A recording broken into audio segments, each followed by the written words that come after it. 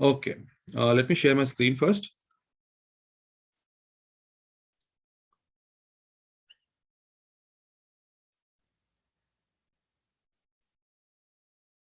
Okay, ये सब cover हो गया अपना, और 3 साइकिल हो गया. Structure is done. Internal structure, nephron. Okay, now we come to physiology of urine formation. ठीक है. Okay, now urine formation takes place in 3 steps. It takes place in 3 steps. First step is ultrafiltration. Second step is selective reabsorption, and the third step is tubular secretion. Right? Sometimes selective reabsorption is also termed as tubular reabsorption. Okay. Now, from the previous session, we know that afferent arteriole has a diameter bigger than the efferent arteriole. Now, the difference in the diameters will create pressure in the glomerulus, and this pressure will allow filtration. So, can you see this arrow which is pointed at number 1 here? This is the filtrate which is because of the pressure. तो इसको हम लोग बोलते हैं ultra filtration. The filtration which occurs due to the pressure in the glomerulus is called as ultrafiltration. This is the first step, right? अच्छा, last time I had made a point that ये जो filtration हो रहा है वो non selective है या selective? Non selective, क्योंकि प्रेशर है, फोर्स है, इसमें तुम सिलेक्ट नहीं कर सकते, राइट? तो अगर ये नॉन सिलेक्टिव है तो 2 चीजें हो सकती है. एक, useful substances can get filtered because of force pressure. Glucose, amino acid, vitamins, ions, right? ना अमाइनो, ये सारी फिल्टर हो क्या आ जाएगी, right?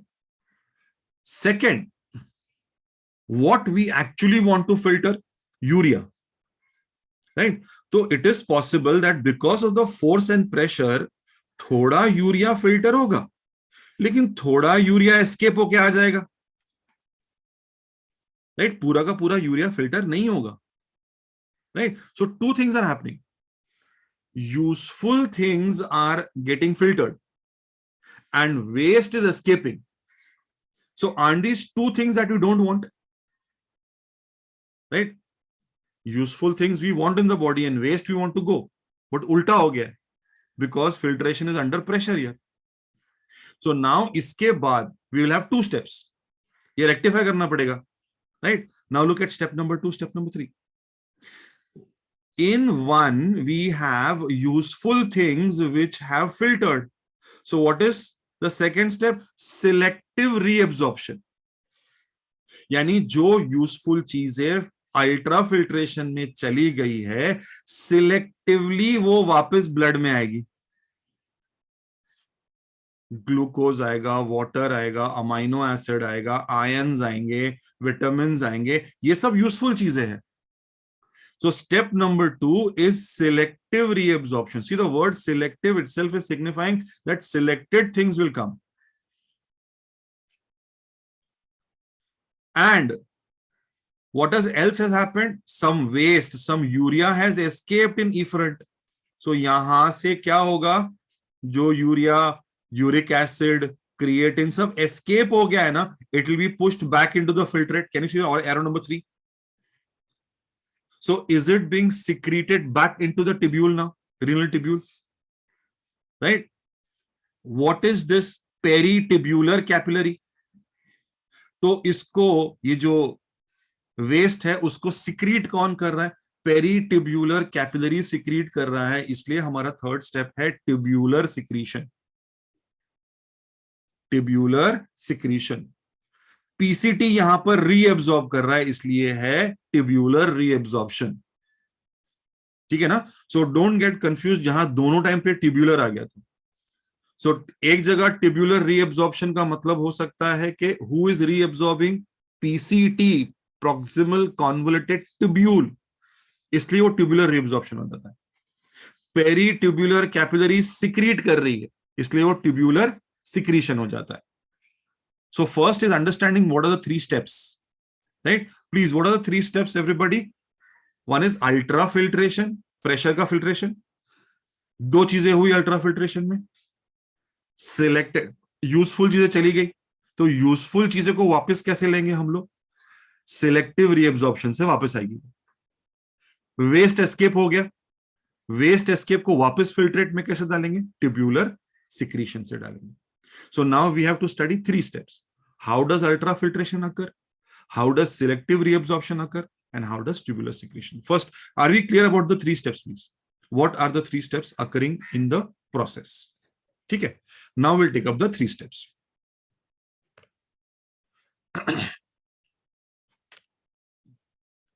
Now,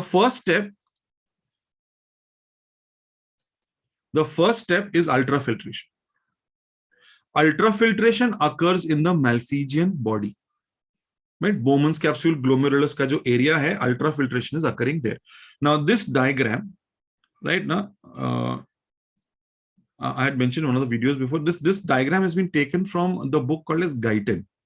Right? Guyton is considered to be the holy grail of physiology. मतलब MBBS में पता नहीं, मुझे याद नहीं कब से लोग गाइटन ही पढ़ते फिजियोलॉजी के लिए. Right? It is the book. Right? ना जैसे एनाटॉमी के लिए ग्रे होता है, right? ना ग्रेज एनाटॉमी सीरियल का नाम, because the anatomy, the best book is Grey. That's why the serial was labeled as Grey's Anatomy, nothing else. Okay. ठीक है. So let's say this is a schematic representation of the Malpighian body. ये जो लाल में आपको दिख रहा है pinkish color, that is your glomerulus, और जो येलो में दिख रहा है वो है Bowman's capsule. ठीक है. Everybody please focus. Now afferent has a diameter bigger than efferent, right? I'll tell you where to draw this diagram, please. I'll tell you in the NCERT where you will draw this diagram, not now. When you draw, just make sure that afferent का diameter बड़ा रखना, efferent का छोटा रखना. This is not displaying it properly. So afferent has a diameter bigger than efferent, which leads to creation of a pressure. Now, there are three types of pressures involved in this filtration process, but only one of them is mentioned in the NCERT. Only one is mentioned in the NCERT. I'll point out where it is mentioned in the NCERT. Okay. Now, the pressure which is created by the difference in the diameter is called as glomerular hydrostatic pressure, GHP. Glomerular hydrostatic pressure. ये सब notes में दिया हुआ है, NCERT में नहीं. ठीक है. Now, इसका value is 55 millimeters of mercury. Right? See, this is a foreign book. Values थोड़े ऊपर नीचे differ हो गए. कोई टेंशन नहीं उसका. ओके, सो यहां पर 60 दिया है. प्रेशर अपने यहां पे इंपॉर्टेंट नहीं है टू रिमेंबर, यहां पे इंपॉर्टेंट है ये. Okay, so 55 millimetres of mercury इसका वैल्यू है. द फिल्ट्रेशन, राइट ना the pressure in the 55 mm is too high a pressure, very high. But in the previous slides, right, if you remember this slide friends, ये वाला slide, right, is the blood here glomerular capillary में under pressure? तो 55 millimetre यहां पर है. 55 millimetre के force से यहां पे जा रहा है. ये एरो जो दिख रहा है तुमको 55 मिलीमीटर के फोर्स से जा रहा है.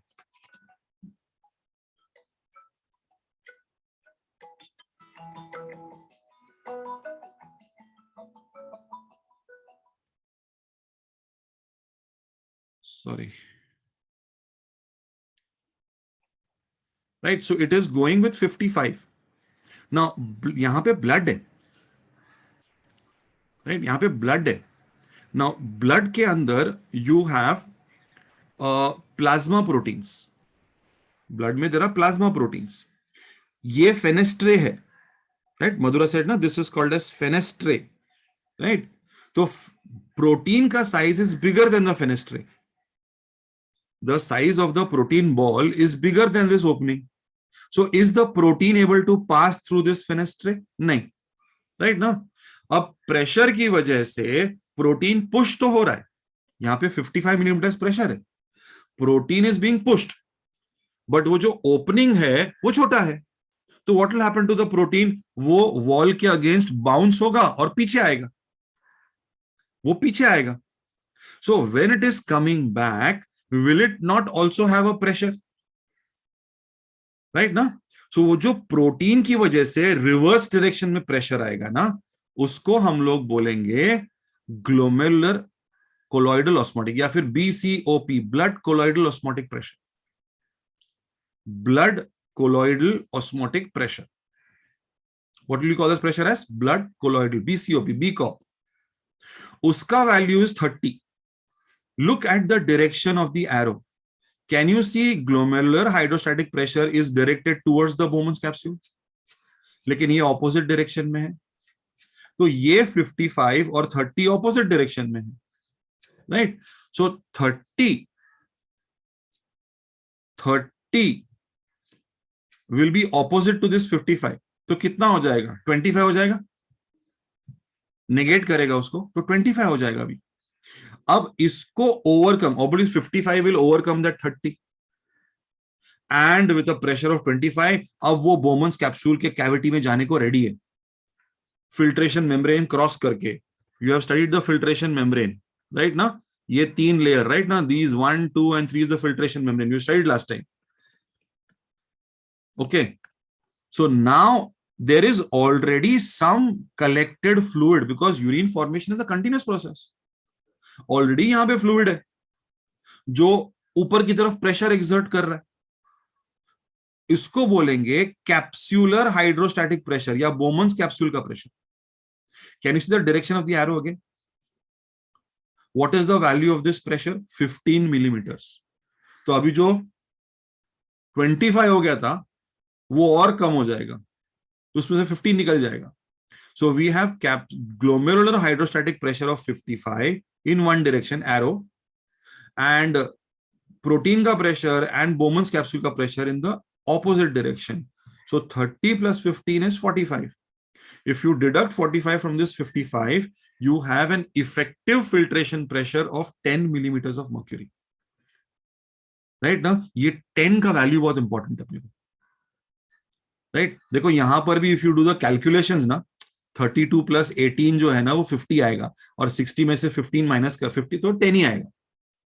The value will come to 10 only. So what is important for us is the effective filtration pressure. Yani filtration ultimately occurs with what pressure? 10 millimeters of mercury. This is the dynamic of ultrafiltration. This is the dynamic. So 3 types of pressure I have described here: glomerular hydrostatic pressure, colloidal osmotic pressure and capsular hydrostatic pressure. ठीक है ना? मैंने बोला ये 3 pressure मैंने तुमको सिखाए, लेकिन डिस्क्रिप्शन एनसीईआरटी में सिर्फ एक का दिया हुआ है, उसको हम लोग मार्क करेंगे कि कौन सा डिस्क्रिप्शन दिया हुआ है. ठीक है ना? Okay, please this slide is understood, this diagram is understood by everybody. Please, what are the 3 types of pressure and how it comes to 10 millimeters mercury? Everybody, please. Okay. Now the next slide, right? I want everybody's complete attention today, please. Now the afferent arteriole brings in blood at 625 ml per minute. Now, if you look in your NCERT, the value is given as 1100 to 1200. वो 2 kidney का साथ में दिया हुआ है. So please don't worry about the differentiating values. Okay. जो filter हो रहा है, the fluid which is getting filtered, it is about 125 ml per minute. 125 ml per minute. So if you multiply this value by 60, you will get a value of per hour. Multiply further by 24, you will get a value per day, which comes to around 180 liters per day. इसका मतलब ये देखो, ये जो 1 है ना, यहाँ पे 1 अल्ट्रा फिल्ट्रेशन, सो यहां पर 180 लीटर्स पर डे आएगा. Please don't get scared. इतना फ्लूइड अपने बॉडी में है किधर? ये पूरे दिन का कैलकुलेट किया हुआ है. The blood is continuously flowing through the kidney, not stopping there. Okay, so we are calculating per minute. What is the value per minute and accumulating per day. ठीक है, so we are having a value of 180 liters per day. This is called as glomerular filtration rate. So this fluid is called as glomerular filtrate क्योंकि glomerulus से filter होके आया है, and the rate is called as GFR, glomerular filtration rate. ठीक है, GFR। आगे से उसको मैं सिर्फ GFR ही रेफर करूंगा, don't expect me to please glomerular filtration rate बोलने के लिए, प्लीज इतना मेहनत मत करो मेरे से, right, GFR। Okay, now how does this occur? Now यहां पर they have described the entire filtration membrane, right ना। तीन फिल्ट्रेशन देखो, एपिथेलियल सेल्स, पोडोसाइट्स एक हो गया, गैप्स दो हो गया, और दोनों के बीच में परमिएबल बेसमेंट मेम्ब्रेन, ये तीन हो गया। ये भी एनसीईआरटी में डिस्क्राइब किया हुआ है। ठीक है, because of the blood pressure, plasma gets filtered via these filtration slits into the urinary space of the Bowman's capsule. So this labeled one ना, ये जो येलो कलर का स्पेस दिख रहा है दो वॉल्स के बीच में, पैराइटल और विसरल के बीच में, उसको हम लोग क्या बोलते हैं? यूरिनरी स्पेस बोलते हैं। ठीक है, the final product, the filtrate, has all the constituents of blood. Glucose रहेगा, amino acid, salt, water, urea, I think सब यूजफुल, सब फिल्टर हो गया ना, एक्सेप्ट ब्लड सेल्स। क्यों? ब्लड सेल्स का साइज बड़ा है। एक्सेप्ट प्लाज्मा प्रोटीन, क्यों? प्रोटीन का साइज बड़ा है। Except fats, too big for the pore size. What is the pore called as? Fenestrae, यानी जिसकी साइज फेनेस्ट्रे से बड़ी है वो फिल्टर नहीं होगा।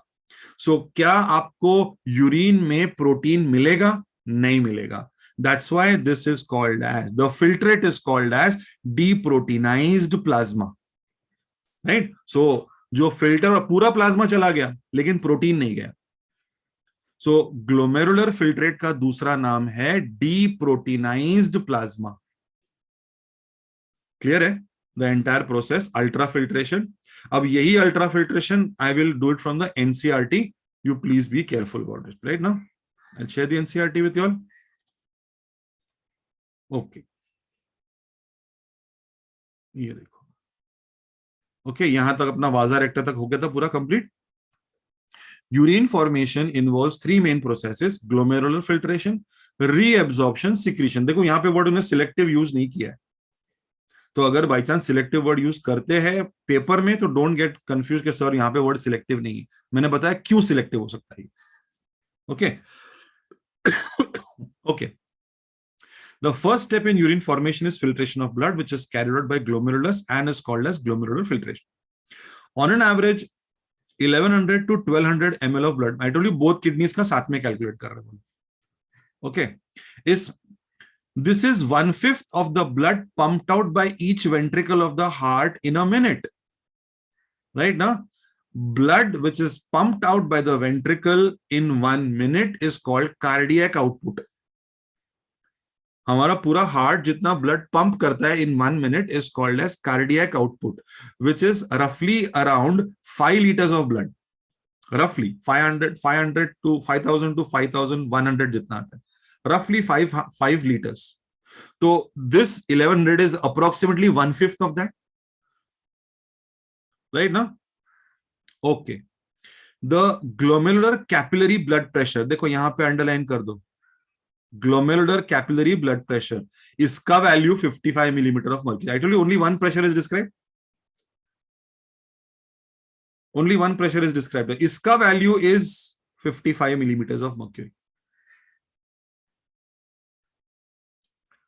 Causes filtration of blood through 3 layers. Now देखो 3 लेयर का डिस्क्रिप्शन दिया लोग ने, endothelium of glomerular blood vessels, that is with fenestrae, the epithelium of Bowman's capsule, इसका मतलब ये पोडोसाइट वाला layer, and a basement membrane between these 2 layers, so common basement membrane, right? So अगर ये पूरा अंडरलाइन करते हो तो यहां पे please make the filtration membrane का डायग्राम जो हमने लास्ट टाइम बनवाया था, राइट ना, 3 लेयर वाला, यहां पे रफ, ठीक है ना। एंड यहां पे राइट हैंड साइड पे यू कैन मेक ये वाला diagram, oh I am so sorry, वो प्रेशर वाला डायग्राम, राइट ना। You can take it from the PDF and pressure वाला diagram, 3 types of pressure वाला diagram, you can keep it here please. Okay, okay, The epithelial cells, please be attentive, the epithelial cells of Bowman's capsule called podocytes, we know that, are arranged in a very intricate manner so as to leave some minute spaces called filtration slit or slit pores. We already seen the structure of filtration slit. दो pedicel के बीच में जो जगह है उसको हम लोग क्या बोलते हैं? Filtration slit. Blood is filtered so finely through these membranes that almost all constituents of plasma except the proteins. So यहाँ पे क्या लिखेंगे? Glomerular filtrate is equal to deproteinized plasma. Right? Make a note here. Glomerular filtrate is equal to also called as deproteinized plasma. Why it is called deproteinized plasma? क्योंकि proteins उसमें नहीं आएंगे.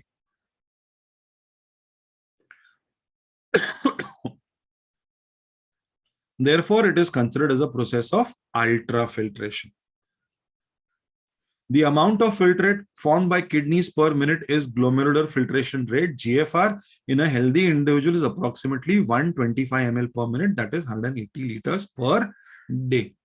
This is the value of GFR, right now. So ultrafiltration मैंने आपको PDF से भी explain किया, PPT से भी, और ultrafiltration यहाँ से भी किया. I have told you what is present, what is absent in the NCERT, please. Right? Any questions with ultrafiltration, please? I'll take it step by step today. Any questions for ultrafiltration, please? Any point not understood, any word not understood in the NCERT, you're free to ask, please. Aditi, बोल बेटा. Sir जो इधर जो pressure mention किया है glomerular capillary blood pressure, that is talking about 55 mm, right? 55 mm, yes बेटा. Okay, sir. Okay. Lavanya? Sir, you had given a term for the blood pumped by the heart in 1 minute. Can you repeat? It's cardiac output, beta. Okay, thank you. Cardiac output. Right? You'll do this in circulation. Don't worry. Right now, pumped out per heartbeat is stroke volume.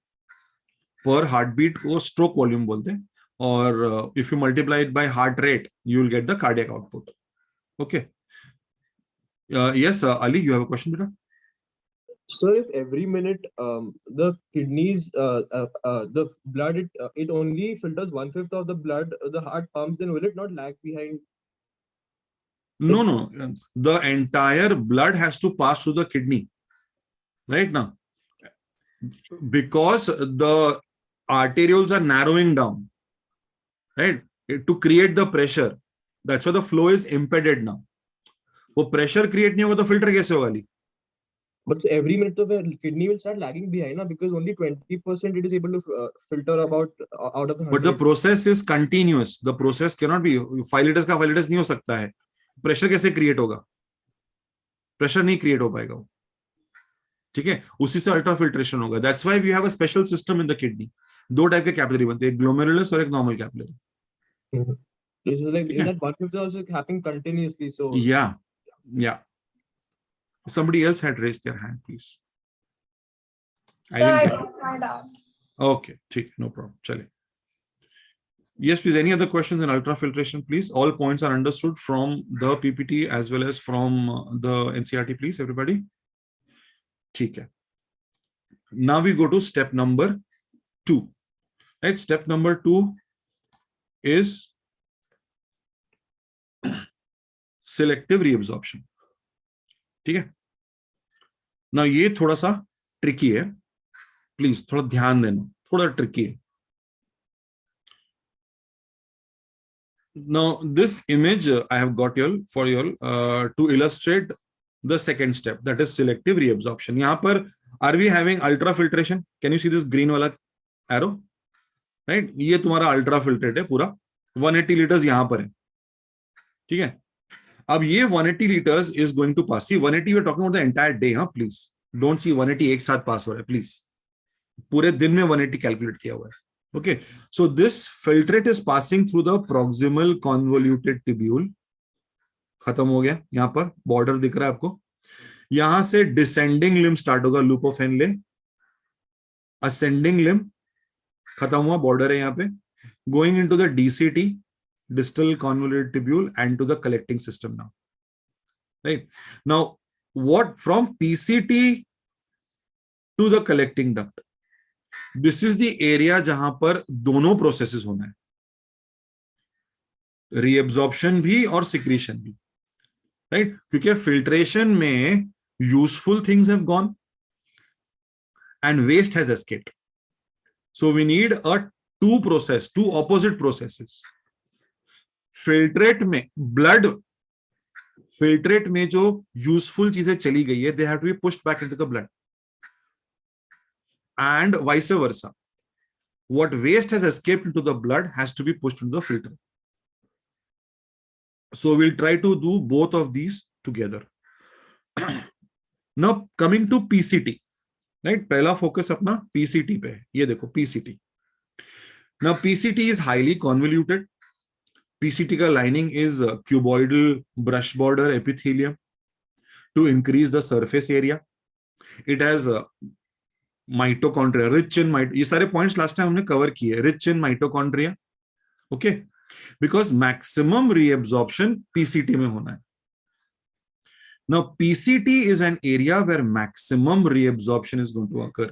Around 75%, average 75% of water gets reabsorbed in the PCT.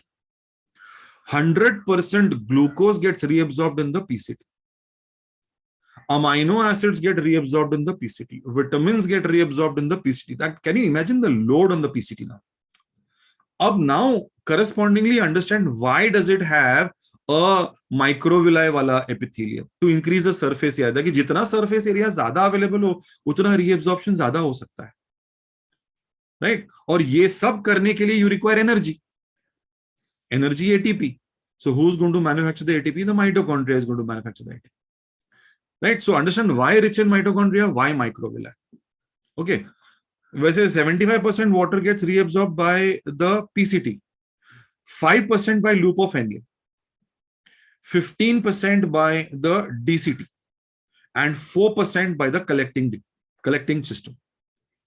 कितना हो गया? 75 plus 5 हो गया 80, 80 plus 15 हो गया 95, 95 plus 4 हो गया 99, right? मतलब कितना रीअब्जॉर्प्शन होता है वापस? 99% फिर से रिटर्न आता है आपके पास. फिल्ट्रेट कितना फॉर्म हुआ था? 180 लीटर्स. अब 180 लीटर्स में से जो 1% बचेगा विल बी, क्या वैल्यू रहेगा? 1.8 litres. So that is the value of urine which is going out. So approximately 1.5 to 1.8 liters of urine is being passed out of our system every day, right? बनता कितना है? 180 litres, लेकिन reabsorb कितना होता है? 99%. Now just imagine if this reabsorption system would not have been there, we would have lost all vital constituents of body and we would not be able to survive. That's why we require this fine reabsorption system. Okay. Now PCT में क्या हो रहा है? देखो, PCT में we have reabsorption of water, ions and all organic nutrients. Reabsorption of water, ions and all organic nutrients. As now you can see two arrows here, the blue and the yellow one. Everybody please, right? Ali, ये दो arrows दिख रही है आपको, blue और yellow? Ali देख रहे हैं? हाँ, blue is signifying water. देखो यहाँ पे मैंने markers दिए. Blue is signifying water and the yellow orangish one is solutes. Okay, so यहाँ से water भी reabsorb होगा, right? Arrow किधर दिखा रहा है? Filtrate से बाहर दिखा रहा है, मतलब reabsorption हो रहा है. So दोनों रीएब्सॉर्ब होगी, राइट? सोडियम होगा, अमाइनो एसिड, विटामिन, सारे, क्लोरीन होगा, बहुत कुछ होगा. अब एक छोटी सी इंपॉर्टेंट चीज याद रखना, यूरिया जो होता है ना, उसकी सोल्यूबिलिटी वाटर में है. हम लोग ने अमोनोटिलिज्म, यूरियोटिलिज्म पढ़ा था ना. Ammonia is highly soluble in water, urea is fairly soluble and uric acid is insoluble. तो मतलब यूरिया की थोड़ी सोल्यूबिलिटी वाटर में है, तो ये जो वाटर पास होगा उसमें थोड़ा सा यूरिया भी एस्केप होगा. दैट्स व्हाई इट सेड पूरा का पूरा यूरिया एक्सक्रीट नहीं होगा अपने बॉडी से. अपने बॉडी से सिर्फ 50% यूरिया गेट्स एक्सक्रीटेड, 50% अपने बॉडी में रहेगा, राइट ना? Please, you will get certain sentences which will point out towards that fact that urea also gets reabsorbed. Then you will get a question, sir, urea क्यों reabsorb हो रहा है? Urea को तो बाहर फेंकना है अपने को, right? Urea gets reabsorbed because वो water में soluble है, इसलिए. ठीक, okay. So यहां से it comes into the loop of Henle. अब ये शुरू हो गया descending limb. यहां से जहां मेरा कर्सर है वहां से descending limb start हो गया, ये देखो ना. Okay. Now, can you see a difference in the structure of the descending limb and the ascending limb? Yeah, is the difference seen? Yes, Lavanya, what is the difference? Lavanya? So the ascending limb is thinner compared to the descending limb. So, उल्टा बोला तूने. oh sorry, the ascending limb is thicker compared to the हाँ, descending. can you see the descending limb is more thin? Whereas the ascending limb is more thick. Right? Not completely. यहाँ पे less thick, more thin. यहाँ पे less thin, more thick. Okay. Any other difference can you see, Lavanya? Diagram is in front of you, right in front of you. Look at the arrows, the blue and the yellows. So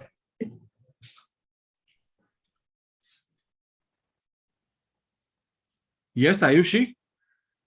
So water gets selectively reabsorbed from the descending limb, and the solutes get reabsorbed from the. Water gets selectively reabsorbed from the descending limb, and solutes get reabsorbed from the ascending limb. Something else which we have covered last time, which was there in the DCT also yesterday. Nishant ने point out कर दिया. निसर्ग बोलो बेटा. Ascending limb is impermeable to water. Descending limb is permeable, ascending is impermeable. High conductivity. Okay. Ascending limb जो क्या है कि water यहाँ पे नहीं आ रहा है. So this is impermeable to water. This is permeable to water. This is impermeable to solute. यहां से सिर्फ water reabsorb होगा, solute reabsorb नहीं होगा. यहां से सिर्फ solute reabsorb होगा, यहां से water reabsorb नहीं होगा. बहुत ही important point है ये, right? Students बहुत confuse करते हैं इसमें कि which is impermeable. Always remember only one. जो तुमको याद रखना है. If you have remembered that ascending is impermeable to water, keep that with you. खत्म. Right? बाकी खुद deduct कर लेना. Okay. Now, I'll show you one more image. ये वाला, ये देखो. Same image है. Yes, please pay attention. Can you see यहां से descending limb start हो रहा है, PCT खत्म हो रहा है. यहां पर उसके concentration का वैल्यू दिया हुआ है 300 milliosmoles per liter. Now देखो, can you see पूरे इसके अंदर can you water is coming out permeable to water. So जैसे जैसे water बाहर निकलेगा, will this not start to become more concentrated? अंदर का filtrate से water बाहर आ रहा है, तो अंदर का filtrate will start becoming more concentrated. Can you see value 600 हो गया यहाँ पे, value 900 हो गया, एकदम end पे can you see the value is 1200 here. This is maximum concentration now. Are we understanding this, please? So as the filtrate moves niche in the descending limb, the concentration of the fluid becomes more. Concentration starts becoming more. अब देखो ये ऊपर आ रहा है अभी. Now यहां पर water is not going out. यहां solute is moving out. Solution में से अगर solute बाहर जा रहा है तो concentration थोड़ा सा dilute हो जाएगा. Right? और अब यहां पर वो DCT में आएगा. ठीक है. Now DCT में भी I see both the arrows, yellow as well as blue. मतलब यहां से भी water जाएगा, यहां से भी solute जाएगा, reabsorb होगा. But if I see the image carefully, I can see some difference in the arrows. The arrow has a thick border, the arrow has a dotted border. Why? Because यहां पर secretion भी हो रहा है, reabsorption भी हो रहा है, but यहाँ पे word variable है. Variable reabsorption. और वही NCERT में they have given conditional reabsorption. I'll point out, NCERT करेंगे हम लोग. I'll point out where it is written conditional absorption. Don't go it for searching for now. यहां पर कोई भी कंडीशन नहीं था रीएब्जॉर्प्शन के लिए, यहां पर कंडीशन है क्योंकि यहां आते आते ऑलमोस्ट फिल्ट्रेशन पूरा हो गया है। अब यहां पर it depends if water is excess, right ना, DCT microvilli is less, surface area कम है, माइटोकॉन्ड्रिया इज लेस, यानी खुद तो अभी रीअब्सॉर्ब नहीं कर पाएगा, सरफेस एरिया भी कम है, माइटोकॉन्ड्रिया इज आल्सो लेस, मतलब it requires some help. The help is from hormones, the help is from hormones. If the fluid which is flowing through here has still more water, body will release anti-diuretic hormone, ADH, anti-diuretic hormone। तो anti-diuretic hormone DCT को water reabsorb करने में help करेगा। And if this fluid has more salt, the adrenal gland will release aldosterone. Aldosterone will absorb sodium. Aldosterone will help to absorb sodium, right? तो यहां पर ADH या aldosterone conditionally आएगा, हमेशा नहीं आएगा, अगर जरूरत है तो। इसलिए द वर्ड वेरिएबल यहां पे दिख रहा है तुमको। एंड कैन यू सी यहाँ पे छोटा ब्रैकेट में लिखा under hormonal control. So which are the two hormones acting on the DCT everybody? ADH for water reabsorption and aldosterone for reabsorption of sodium. These are the two hormones which are important on the DCT. इसलिए NCERT में वो conditional reabsorption लिखा है, right. So now if यहां पर 15% reabsorb होता है तो what it will become concentrated more now, अब कॉन्सेंट्रेटेड हो जाएगा। It is coming into the collecting duct system now. Can you see यहां पर भी यू हैव डॉटेड एरोस, तो यहां पर भी वेरिएबल है, मतलब यहां पर भी हार्मोनल कंट्रोल है।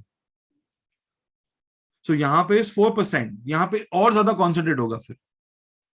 सो what are the values I give you? 75% in the PCT, 5% in the loop of Henle, 15% in the DCT, and 4% in the collecting duct system. That makes it to 99%. यहां पर भी water reabsorption, secretion of sodium, potassium, सब कुछ होगा, right. अब ये जो sodium, calcium, ions, ये सब ने एनसीईआरटी से करना है।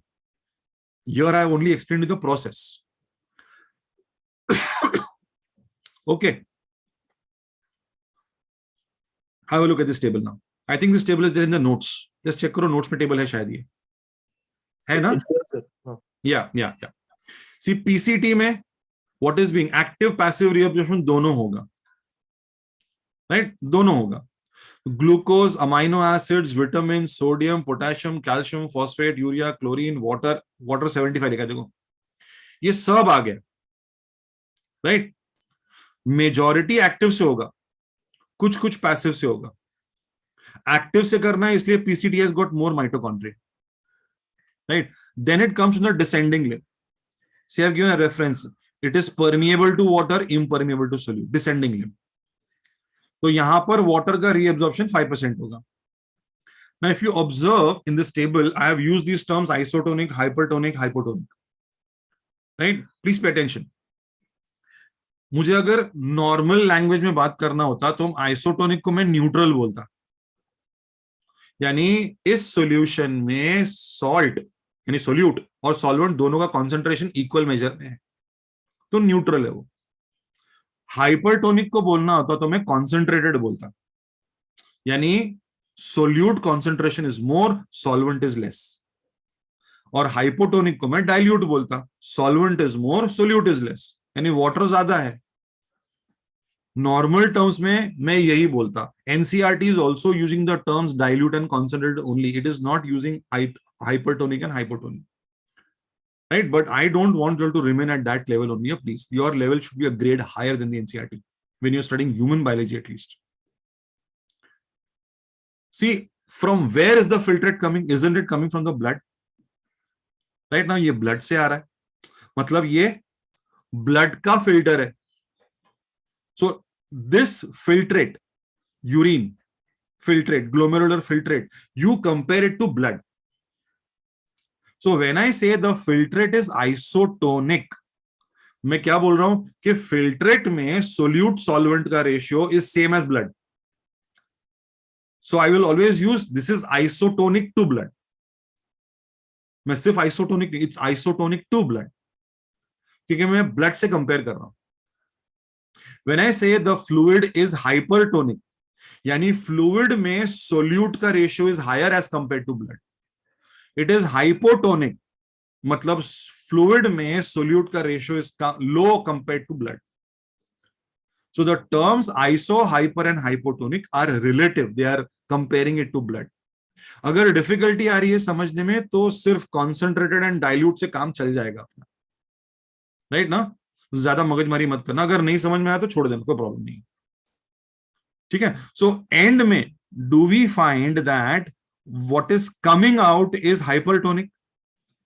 So finally urine which is coming out is what? Concentrated urine, right? लेकिन टेक्निकली क्या बोलते हैं इसको हम लोग? It is hypertonic urine. इसका मतलब यूरिन के अंदर the solute is high, the water is low. Obviously aim अपना conservation of water था. The aim of the entire process was conservation of water because we are terrestrial. We need to conserve water. Right? पढ़ा है urea में how much water is required for 1 gram? 50. Very good, Mr. 50. मेरे को दिखा रहा है ऐसा 50. Very nice. Right ना? 50 ml of water is required. Right ना? I told you 30 grams urea निकलता है. मैंने कैलकुलेशन बताया था आप लोग को. तो 1 ग्राम के लिए 50 ml है, तो 30 ग्राम्स के लिए कितना लगेगा? 1500 ml आया, 1.5 लीटर्स. उतना ही यूरिन बाहर निकल रहा है, 1.5 to 1.8. Are you understanding the calculation now, please, everybody? ठीक है. Now we go to the NCERT.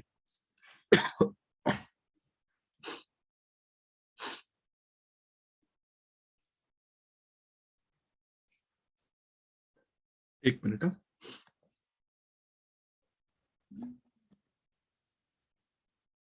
Okay,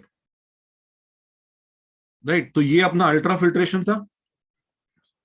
ये पैराग्राफ मैं छोड़ रहा हूं, राइट ना. आज नहीं करेंगे ये पैराग्राफ, नेक्स्ट सेशन में करेंगे हम लोग. ये रेगुलेशन है, देखिए यहाँ पे दिखा फॉर रेगुलेशन, राइट. पूरा प्रोसेस होने के बाद हम लोग रेगुलेशन कैसे होता है वो पढ़ेंगे, आज नहीं पढ़ेंगे, right. Now we are coming to this paragraph. A comparison of the volume of filtrate formed per day, 180 liters, with that of urine released, 1.5 liters, suggests that nearly 99% of the filtrate has to be reabsorbed by the tubules. आ गया 99% अपना. This process is called reabsorption. The tubular epithelial cells, now we are talking about renal tubule, PCT, DCT, loop of Henle, in different segments of nephron, right? देखो क्या general term में description दे रहे हो अभी. Perform this either by active or passive mechanism. So कहीं पे active reabsorption होगा, कहीं पे passive reabsorption होगा. ठीक है. I tell you, active का मतलब क्या होता है? You require energy for this, right ना. Energy तो वहां ATP लगेगा अपने को. For example, substances like glucose, amino acid, sodium, etc. in the filtrate are reabsorbed actively. Actively मतलब you have to have a list ना कि एक्टिव रीअब्जॉर्प्शन किसका होता है. whereas nitrogenous wastes are absorbed by passive transport. ये देखो आ गया, nitrogenous waste are absorb. Why will urea be absorbed? अली क्यों एब्जॉर्ब होगा यूरिया? टॉक्सिक है, उसको एक्सपेल करना है. नहीं, एब्जॉर्ब, वापस एब्जॉर्ब मतलब वापस. सॉल्युबल है ना. एग्जैक्टली. मैं बता था कि वाटर में उसका सोल्युबिलिटी है तो वो थोड़ा आएगा अपने पास, राइट. फाइनल काउंट क्या बताया था अली मैंने? सिर्फ 50% यूरिया बाहर जाएगा, 50% यूरिया ब्लड में रहेगा, राइट. अभी क्वेश्चन दिलाऊंगा सर 50% अगर अपने पास यूरिया रहता है तो क्या टॉक्सिक नहीं है क्या वो? उसका भी जवाब दूंगा मैं, don't worry. Reabsorption of water occurs passively in the initial segment of the nephron, right ना. मतलब water जो है majorly actively आएगा initial segment मतलब PCT. तो थोड़ा सा water passively भी जाएगा. ठीक है. देखो ये सारे segment, ये statements बहुत ही important है, right. Over the past so many years I have been observing students that ये statement true false में आते हैं ना तो लड़खड़ा जाते हैं वो लोग. because they are not reading it very, very carefully. Every statement has a meaning behind it. Every statement. Okay. ये हो गया तुम्हारा रीएब्जॉर्प्शन, राइट? नाउ इसके साथ में आई टोल्ड यू दो प्रोसेसेस साथ में होते हैं, tubular selective reabsorption, tubular secretion. What is tubular secretion? Parth Vaidya, Isha Shetty, what is tubular secretion बेटा?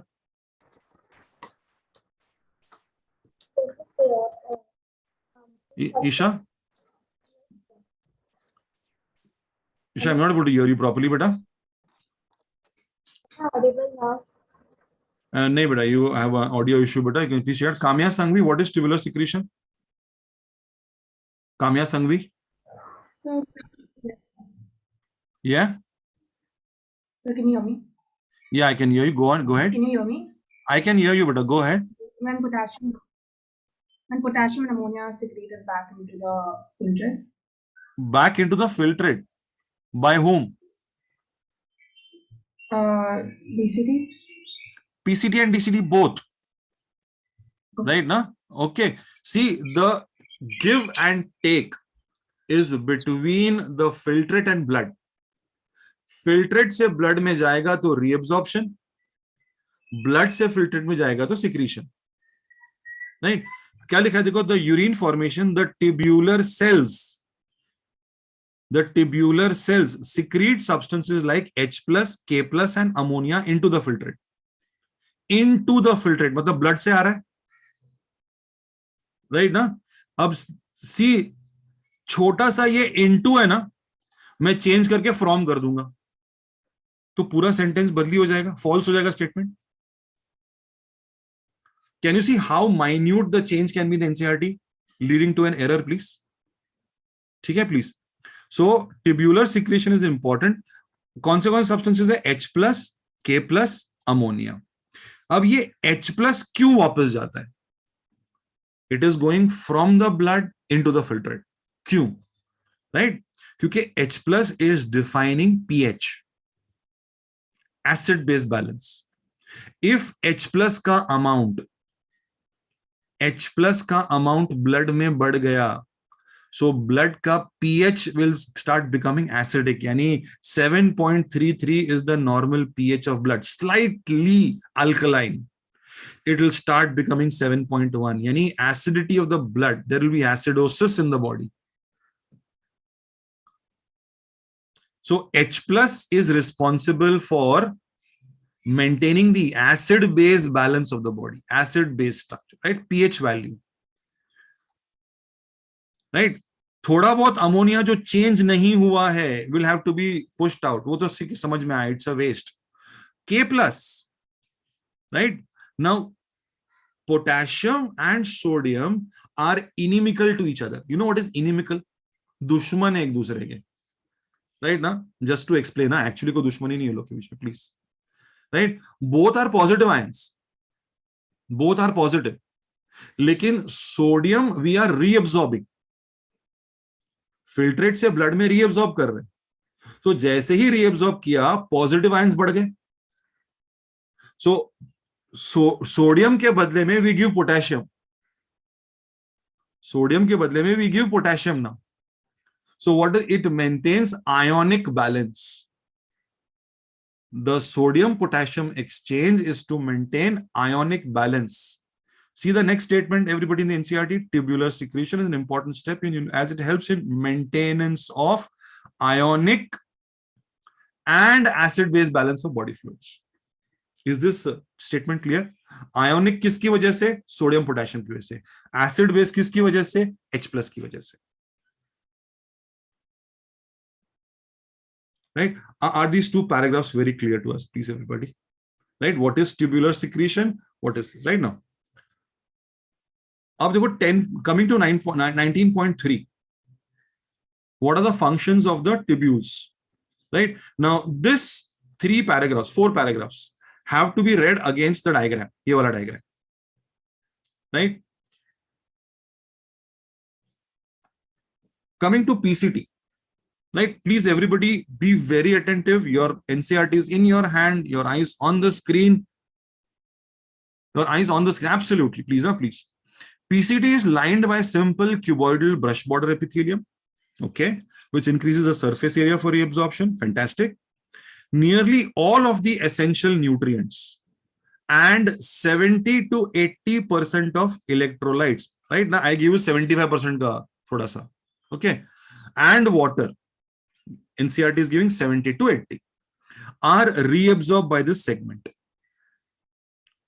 PCT also helps to maintain the pH and ionic balance. दोनों pH के लिए क्या आ जाएगा H, ionic के लिए क्या आ जाएगा K, right? ना by selective secretion PCT secrete करेगा of hydrogen ions, ammonia and potassium. कहां secrete करेगा? Where will it secrete, everybody? Right, into the filtrate. PCT will push it into the filtrate. Now, please, hydrogen, ammonia, potassium, and absorb HCO3 from it, bicarbonate. Please look at the corresponding diagram on the opposite page. Right? ये देखो, hydrogen is going into the filtrate, arrow दिख रहा है. Ammonia is going into the filtrate, arrow दिख रहा है. यहां पर एक गलती है ऑफ दी एनसीईआरटी, के को बाहर निकलते हुए दिखाया लोग ने. के का एरो उल्टा होना चाहिए था, क्योंकि यहां पे क्या लिखा है लोग ने, राइट ना, what is written here, potassium into the filtrate लिखा है, into the filtrate. So it should be going towards the filtrate, it is going away. And reabsorption of carbonate, so carbonate बाहर आ रहा है, देखो, ठीक है. So please, you can maybe use separate colors to mark them, right now, for your reference. So ये जो पूरा lot है H, NH3 and K, ये पूरा lot है, it is secreted into the filtrate, arrow देखो, and this is reabsorbed. Can you see sodium तो reabsorb हो रहा है, सोडियम बाहर जा रहा है, तो पोटेशियम अंदर जाना चाहिए था. मैंने बोला they are inimical to each other. Sodium potassium हमेशा एक्सचेंज होते हैं. You cannot have sodium and potassium in the same arrow. Okay, coming to the second paragraph, Henle's loop. Reabsorption is minimum in its ascending limb. However, this region plays a significant role in maintenance of high osmolarity of medullary interstitial fluid. Right? ये जो statement है, वो मैं तुम लोग के पास safe keeping के लिए रख रहा हूं. When I come to the last session, counter current mechanism mein we will learn the meaning of this statement. Right now I am not going to spend time in what is medullary interstitial fluid, right now. So ye sentence apna baki hai. The descending limb of the loop of Henle is permeable to water, right? Descending limb permeable hai, but impermeable to electrolytes, right? So yahan se can I see water coming out? Yahan se can I see only NaCl coming out? So this is permeable to water, this is impermeable to water. Okay, ठीक है. The ascending limb, क्या लिखा है देखो, this concentrates the filtrate as it moves down. So did I show you that 300 to 1200 वाला chart? This concentrates the filtrate as it, so 300 से जैसे नीचे आया 600, 600 से 900, 900 से 1200. Filtrate constant, जैसे जैसे नीचे जाएगा पानी निकलते जाएगा, तो it will start getting more concentrated. So where is the concentration of the filtrate maximum? At the bend of the loop of Henle, U-shaped segment, last वाला है ना, वहां पर maximum concentration होगा. और वो वैल्यू क्या है? 1200 milliosmoles per liter. The ascending limb is impermeable to water but allows transport of electrolytes actively or passively, दोनों. Therefore, as the concentrated filtrate, यहां पर हमने क्या पढ़ा है? Concentrated का मतलब hypertonic. It gets diluted. हमने dilute के बारे में क्या पढ़ा है? Hypotonic. So जैसे ही ऊपर वापस चढ़ेगा ascending में, it will start getting diluted. फिर से hypotonic हो जाएगा. ठीक है, ये Henle's loop हो गया. Coming to DCT, conditional reabsorption आ गया, देखो तुम्हारा variable. What do we understand by conditional reabsorption of sodium? यहाँ पे सोडियम के लिए aldosterone, water के लिए anti-diuretic hormone, right? Now, which are the two hormones acting on the DCT? Anti-diuretic hormone from the pituitary gland and aldosterone from the adrenal gland. These are two hormones. इसलिए यहाँ पे word conditional आया है. Right? Did we find the use of the word conditional in case of the PCT? नहीं.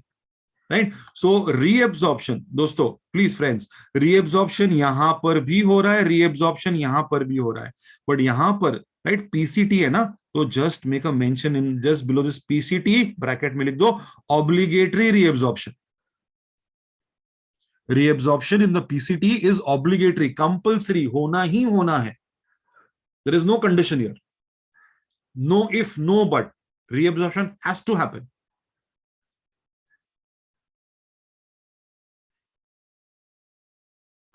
Whereas DCT के नीचे bracket लिखो facultative reabsorption. FACULT, facultative reabsorption.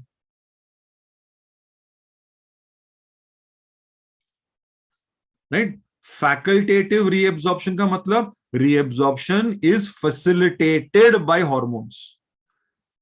Right? यहां खुद से reabsorption नहीं हो सकता क्योंकि DCT के पास ना माइटोकॉन्ड्रिया है, ना माइक्रोविलाई है, ना सरफेस एरिया अवेलेबल है, ना एनर्जी अवेलेबल है.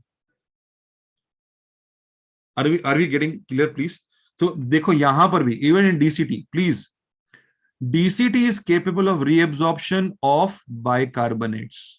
So bicarbonate यहां पर भी reabsorb हो रहा है, bicarbonate यहां पर भी reabsorb हो रहा है. DCT दोनों, PCT से भी bicarbonate आएगा, DCT से भी bicarbonate आएगा. राइट ना, bicarbonate का वैल्यू अपने को मालूम है, एसिड बेस में काम आएगा अपने को. राइट, H प्लस जो है वो एसिडिटी बढ़ाएगा, बाइकार्बोनेट बेसिसिटी बढ़ाएगा. ओके, अब and selective secretion of hydrogen, potassium and ammonia. वापस आ गया, देखो अगेन हाइड्रोजन, पोटेशियम, अमोनिया. यहाँ पे अमोनिया मार्क नहीं किया हुआ है खाली, तो you can just right NH3 और एरो मार्क कर देना. यहाँ पे जस्ट NH3 है ना, एरो टुवर्ड्स द, जैसे K और H का एरो है वैसा ही. Right, so do you have H, NH3 and K, ये वाला? ठीक है, see for your this thing is, यहां पर एक K वाला एरो छोड़ दो. सो HK और NH3, HK and NH3. So you will not forget that HKNH3 PCT से भी फिल्ट्रेट में जाएगा, DCT से भी फिल्ट्रेट में जाएगा. Right? HCO3 is reabsorbed by DCT also. HCO3 is reabsorbed by PCT also. Can I see water and NaCl reabsorbed by PCT? Can I see NaCl and water reabsorbed by लेकिन दोनों reabsorption में फर्क मैंने बताया. यहां पर obligatory reabsorption है, यहां पर facultative है, यहां पर hormones है. Water के लिए ADH, NaCl के लिए aldosterone.